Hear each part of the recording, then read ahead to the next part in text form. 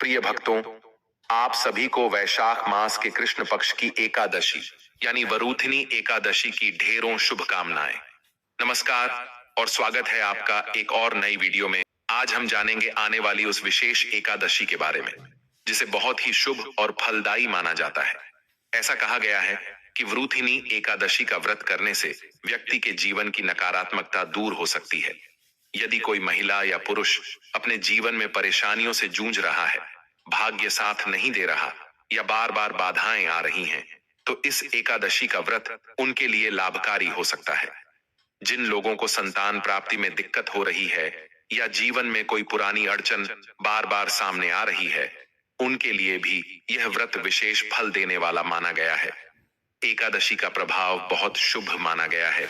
यह दुखों को दूर करने वाली मानी जाती है। अगर आपके जीवन में आर्थिक परेशानी चल रही है, कोई समस्या लंबे समय से बनी हुई है, तो वरूथिनी एकादशी का व्रत एक श्रेष्ठ उपाय हो सकता है। अगर आप अपने जीवन में शांति चाहते हैं, मोक्ष की ओर बढ़ना चाहते हैं, तो यह एकादशी एक महान साधन है। आज हम इस वीडियो में जानेंगे कि इस एकादशी का व्रत कैसे करना है, किन चीजों का दान करना चाहिए, पूजन की विधि क्या होगी, व्रत के क्या नियम होंगे। इस दिन कुछ चीजें छोड़नी होती हैं और कुछ चीजों का उपयोग नहीं करना होता। आपको एक दिन पहले से किन चीजों का त्याग करना है, इसका भी नियम होता है।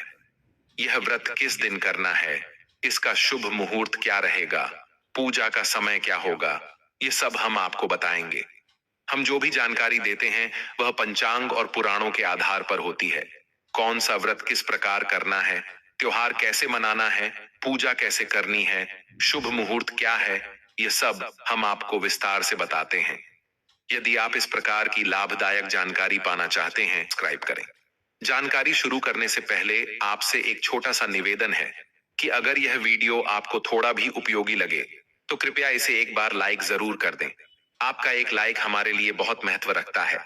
अपनी मनोकामना की पूर्ति और व्रत की सफलता के लिए कमेंट बॉक्स में अवश्य लिखें, ओम नारायणाय नमः। इस मंत्र की बहुत अधिक महिमा है और वैशाख माह में यह मूल मंत्र माना गया है। जितना हो सके इस मंत्र को बोलें और लिखें।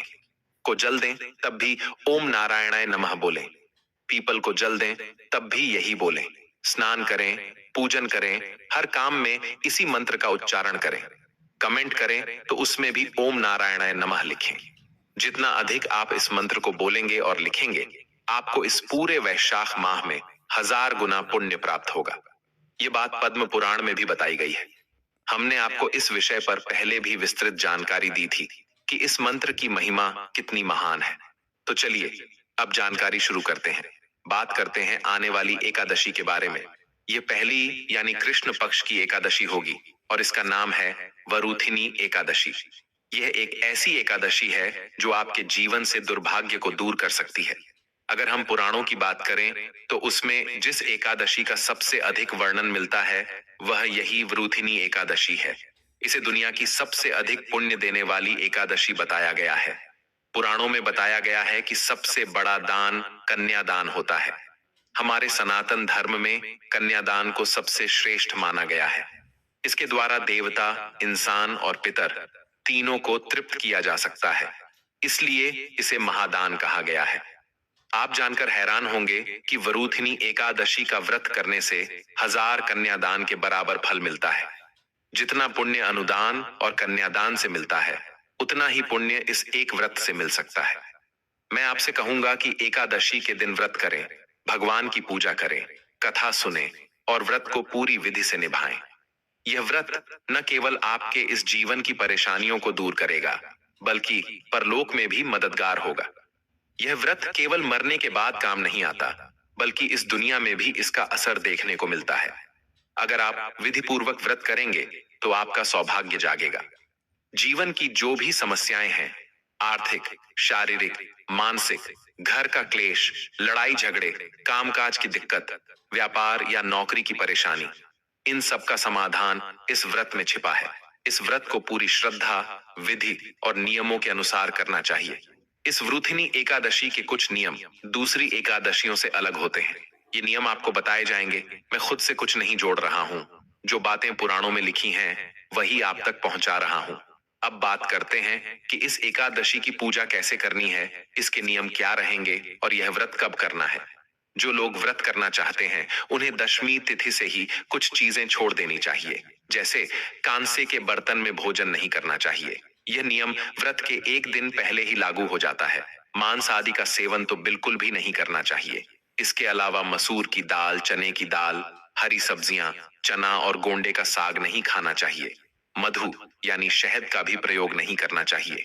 अब आप पूछेंगे कि पंडित जी, शहद नहीं लेंगे तो पंचामृत कैसे बनाएंगे? तो आप पंचामृत में शहद की जगह गंगा जल मिला सकते हैं।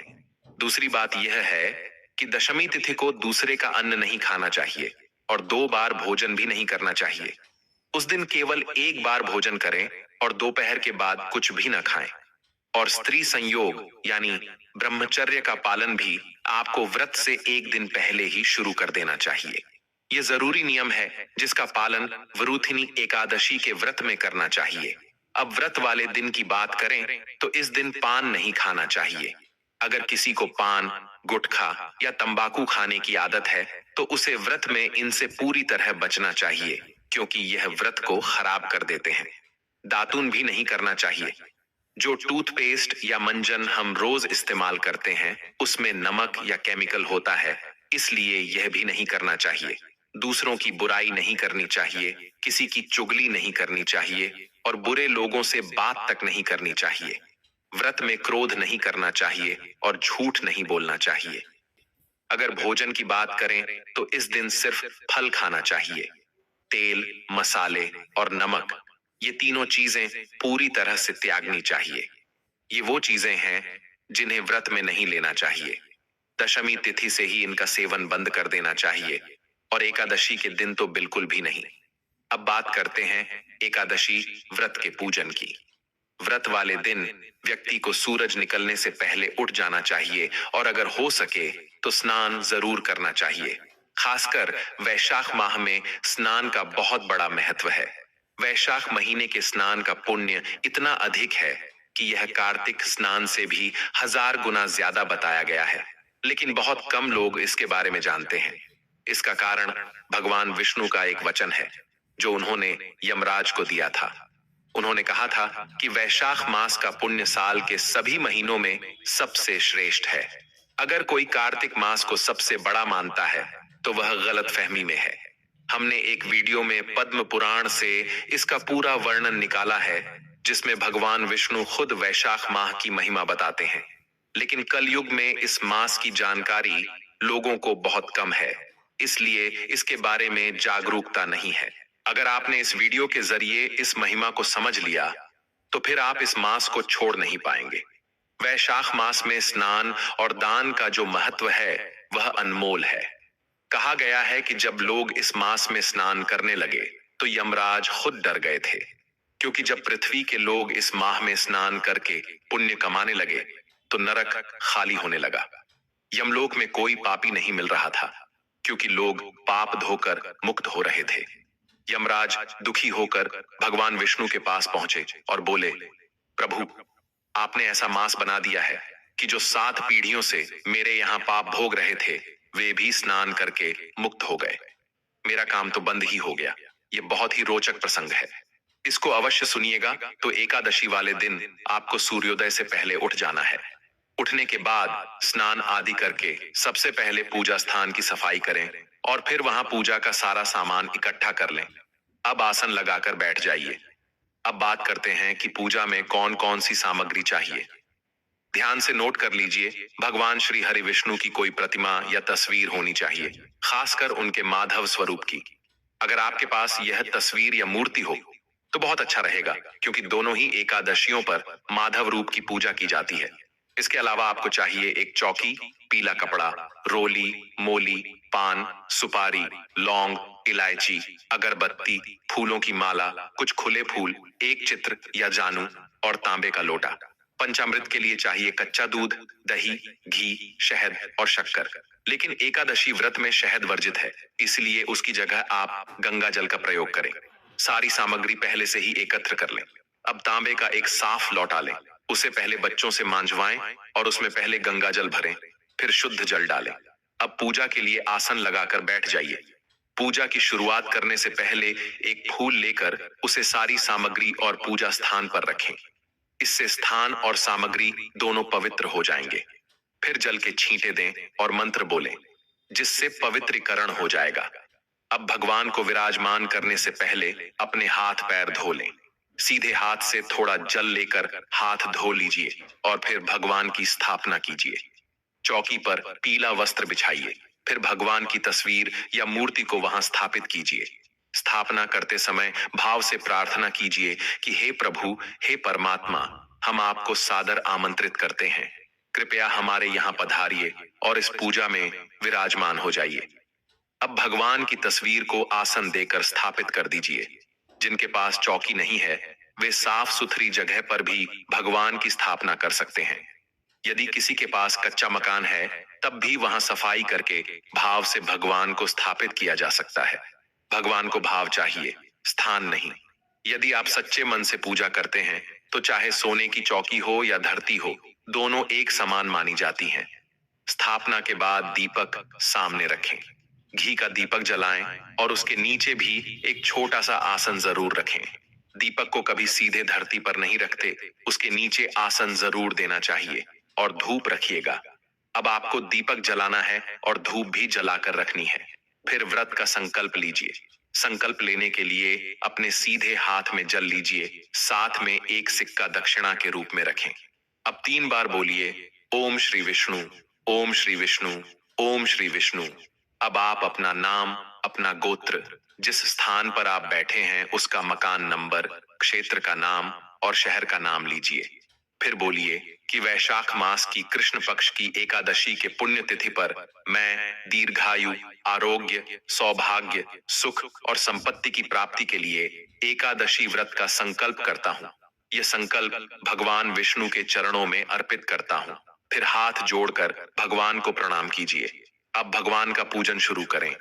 भगवान के सामने एक कटोरी या थाली रखें, जिसमें आप पूजा की सामग्री अर्पित करेंगे। सबसे पहले भगवान को पद्य और अर्घ्य अर्पित करेंगे। पद्य के रूप में 1 चम्मच जल अर्पित कीजिए और बोलिए, ओम भूर्भुवः स्वः श्रीमाधवाय नमः पद्यम समर्पयामि। अर्घ्य के रूप में 1 और चम्मच जल अर्पित कीजिए। ओम भूर्भुवः स्वः नारायणाय नमः अर्घ्यम समर्पयामि। फिर आचमन कराइए। 1 चम्मच जल अर्पित कीजिए। ओम भूर्भुवः स्वः नमः आचमनीयम समर्पयामि। अब स्नान कराइए। पहले 1 चम्मच शुद्ध जल अर्पित कीजिए। जिनके पास प्रतिमा है, वे केवल प्रतीक रूप में अर्पित करें। फिर पंचामृत स्नान कराइए।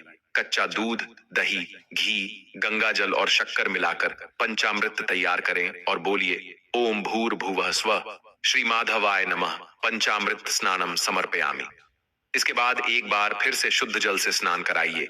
ओम भूर्भुवः स्वः श्रीमाधवाय नमः शुद्धोदक स्नानम समर्पयामि। अब भगवान को वस्त्र अर्पित कीजिए। कोई भी साफ कपड़े का टुकड़ा हो, वह अर्पित करें। ओम भूर्भुवः स्वः वस्त्रम समर्पयामि। अब भगवान को पवित्र अर्पित कीजिए। एक जनेऊ लेकर भगवान को पहनाइए। ओम भूर्भुवः स्वः यज्ञोपवीतम समर्पयामि। फिर चंदन लगाइए। ओम भूर्भुवः स्वः गंधम समर्पयामि। इसके बाद पुष्प अर्पित कीजिए और फूलों की माला पहनाइए। अब भगवान को धूप और दीप दिखाइए। ओम भूर्भुवः स्वः धूपम समर्पयामि। ओम भूर्भुवः स्वः दीपम समर्पयामि। अब नैवेद्य अर्पित कीजिए। जो भी फल, मिठाई, ड्राई फ्रूट्स या मिश्री उपलब्ध हो, वह अर्पित करें। ओम नारायणाय नमः नैवेद्यम समर्पयामि। फिर आचमन के लिए 1 चम्मच जल अर्पित करें। ओम भूर्भुवः स्वः आचमनीयम समर्पयामि। अब भगवान को तांबूल अर्पित करें। एक पान का पत्ता लेकर समर्पित कीजिए। उसमें 2 लौंग, 2 इलायची और 1 सुपारी रखिए और भगवान को अर्पित कीजिए। ओम भूर्भुवः स्वः नारायणाय नमः। अर्पण के बाद भगवान को प्रेम से दक्षिणा अर्पित कीजिए। ओम भूर्भुवः स्वः नारायणाय नमः शुभ दक्षिणा समर्पयामि।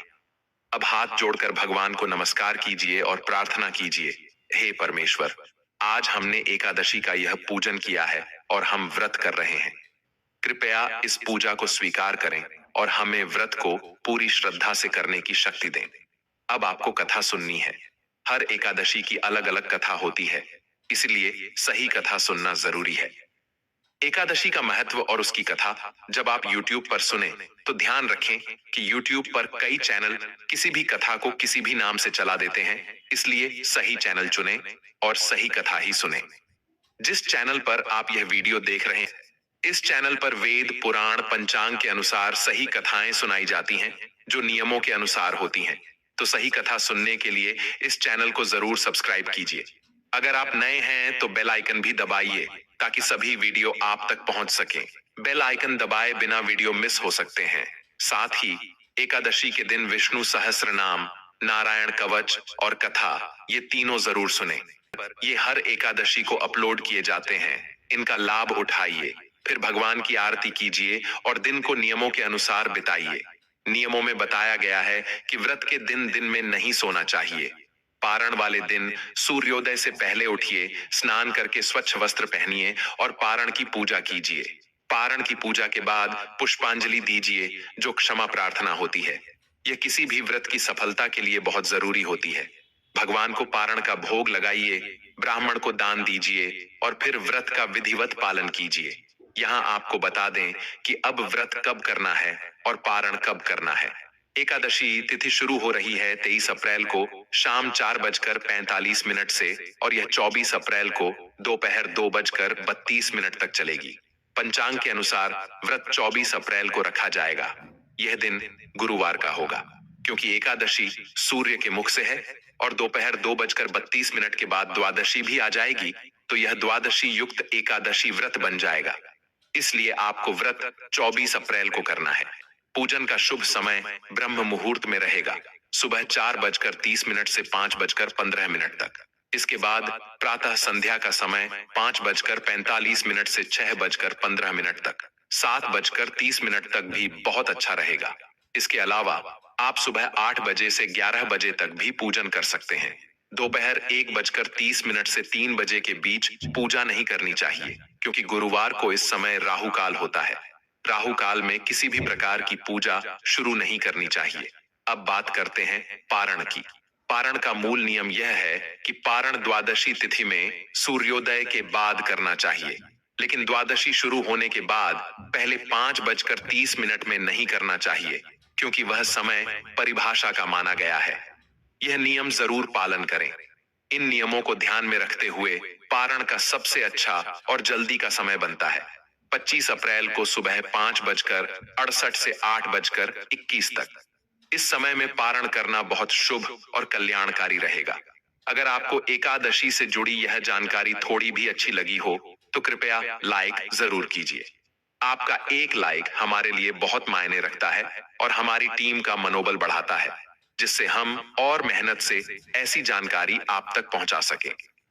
अगर आप हमारे चैनल पर पहली बार आए हैं तो इसे सब्सक्राइब जरूर करें, ताकि आने वाली हर नई वीडियो की जानकारी आपको समय पर मिल सके। वीडियो को अंत तक देखने और हमारे साथ जुड़े रहने के लिए आप सभी का दिल से धन्यवाद। दोस्तों, अगली वीडियो में फिर मुलाकात होगी। तब तक के लिए नमस्कार।